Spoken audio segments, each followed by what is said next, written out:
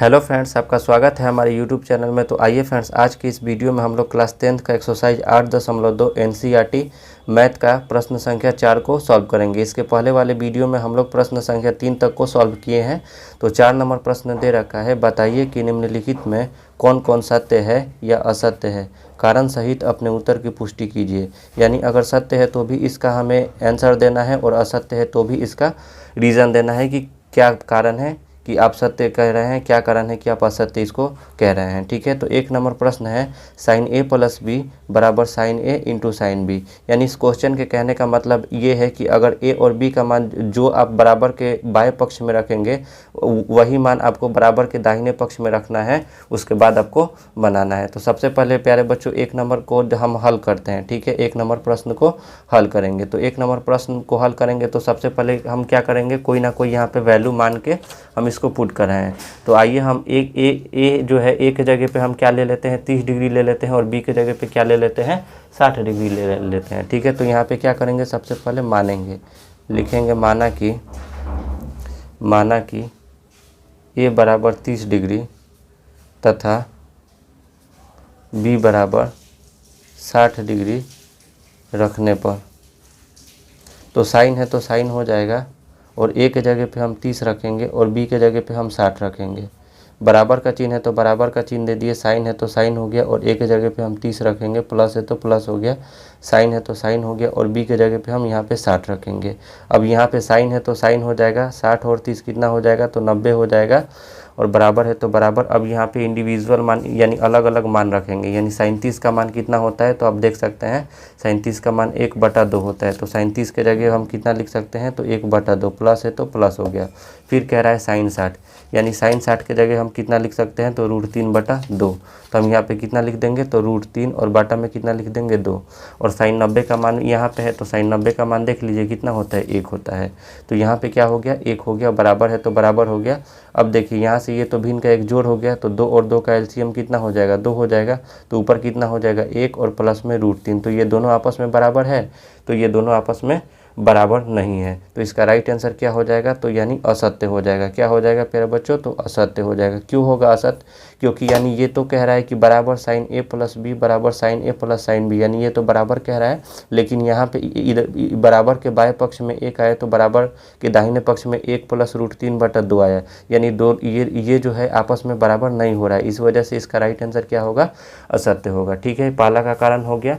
आइए दूसरे number question को यहाँ पे हल करते हैं। तो देखिएगा 2 नंबर जो क्वेश्चन दे रखा है वो क्या दे रखा है कि थीटा में वृद्धि होने के साथ साइन थीटा के मान में भी वृद्धि होती है। तो ये तो हमें टेबल देखना पड़ेगा, यानी ट्रिग्नोमेट्री जो टेबल हम लिखवाए हैं इसका मान आपको याद होना चाहिए। यानी बोला है थीटा के मान में वृद्धि, तो यहाँ पे थीटा हो गया 0 डिग्री हो गया, 30 डिग्री हो गया, 45, यानी ये तो बढ़ रहा है, थीटा तो बढ़ रहा है। लेकिन इसका जो मान है, मान में किसका मान कह रहा है, तो ये साइन थीटा का मान कह रहा है, साइन थीटा का। तो साइन थीटा का मान में वृद्धि हो रहा है। तो देखिए पहले 0 है, ठीक है, यहाँ पे हम आपको समझा रहे हैं, पहले तो 0 है, उसके बाद कितना हो गया है, 1/2 हो गया है। तो 0 हो और 1/2 का मान कितना होता है, तो इस तरह दशमलव में तोड़िएगा तो 0.5 होता है। ठीक है, यानी ये बढ़ते चला जा रहा है। ठीक है, तो ये कह रहा है कि मान में वृद्धि होती है, वृद्धि यानी बढ़ोतरी, तो यानी बढ़ोतरी हो रही है। तो इसका राइट आंसर क्या हो जाएगा, सत्य हो जाएगा। क्या हो जाएगा, सत्य हो जाएगा। ठीक है, और कारण अगर लिखना है तो कारण में क्या लिख सकते हैं, तो यही लिखिएगा कि थीटा में वृद्धि होने के साथ साइन थीटा के मान में भी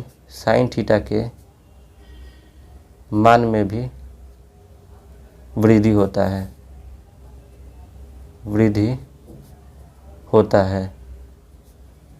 होता है। ठीक है, अब आइए तीसरा प्रश्न को यहाँ पे तीसरे वाले क्वेश्चन को देखते हैं।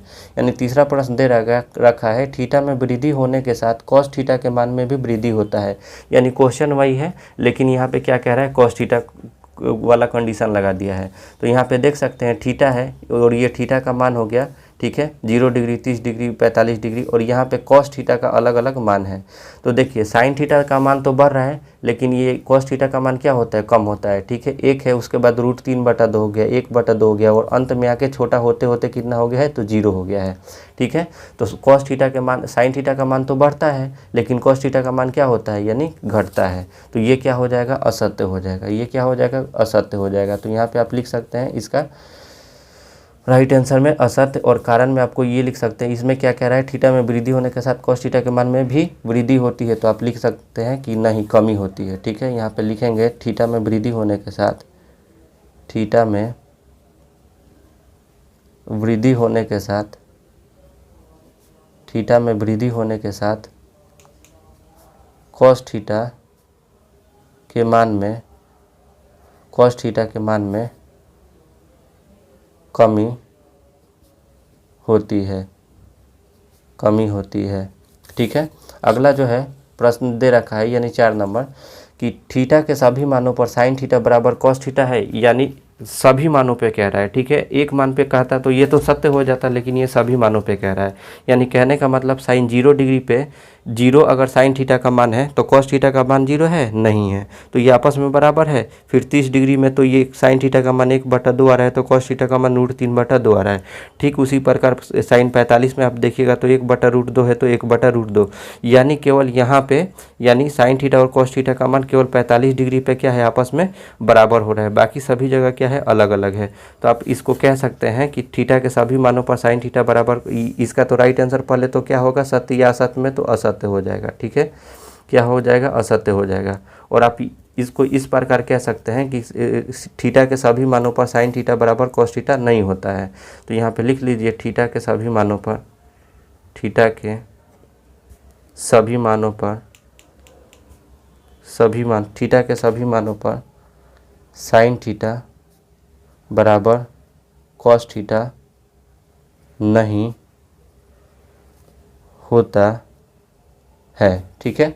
अगला जो है 5वां नंबर क्वेश्चन दे रखा है, a बराबर 0 डिग्री पर कॉट a परिभाषित नहीं है, यानी a बराबर 0 पर कॉट ए को कह रहा है परिभाषित नहीं है। परिभाषित नहीं है कहने का मतलब क्या हो गया, तो इनफाइनाइट हो गया, यानी अपरिभाषित। तो यहाँ पे देख लीजिए 0 डिग्री, ये 0 डिग्री का मान है, और कॉट 0 पे क्या है, अपरिभाषित है। तो इसका राइट आंसर क्या हो जाएगा प्यारे दोस्तों, तो सत्य हो जाएगा, क्योंकि जिस प्रकार क्वेश्चन बोला उसी प्रकार हमें आंसर भी प्राप्त हो गया, ठीक है। तो उम्मीद करते हैं कि आपको वीडियो अच्छा लगा है। अगर अच्छा लगा है तो अपने दोस्तों में ज़्यादा से ज़्यादा शेयर करें, हमारे चैनल को सब्सक्राइब करें और इस वीडियो को लाइक करें।